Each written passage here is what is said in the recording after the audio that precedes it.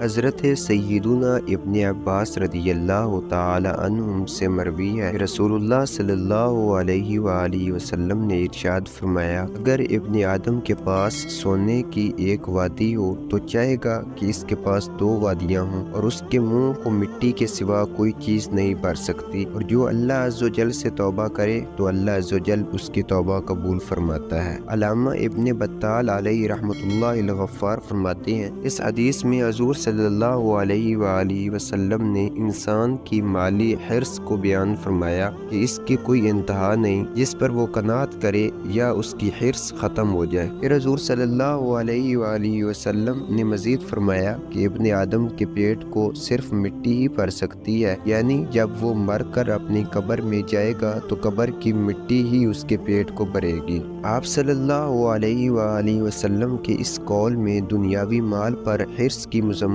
کی طرف اشارہ ہے، اسی لیے بزرگان دین رحمہم اللہ المبین اس فانی دنیا سے کنارہ کش کرتے اور بقدر ضرورت ہی اس میں سے کچھ لیتے۔ کسی چیز سے سیر نہ ہونا اور ہمیشہ زیادتی کی خواہش رکھنے کو حرص اور حرص رکھنے والے کو حریص کہتے ہیں۔ عام طور پر یہی سمجھا جاتا ہے کہ حرص کا تعلق صرف مال دولت کے ساتھ ہوتا ہے، حالانکہ ایسا نہیں ہے، کیونکہ حرص تو کسی شے کی مزید خواہش کرنے کا نام ہے، اور وہ چیز کچھ بھی ہو سکتی ہے۔ چنانچہ مزید مال کی خواہش رکھنے والے کو مال کا حریص کہیں گے تو مزید کھانے کی خواہش رکھنے والے کو کھانے کا حریص کہا جائے گا، اور نیکیوں میں اضافے کی تمنائی کو نیکیوں کا حریص، جبکہ گناہوں کا بوجھ بڑھانے والے کو گناہوں کا حریص کہیں گے۔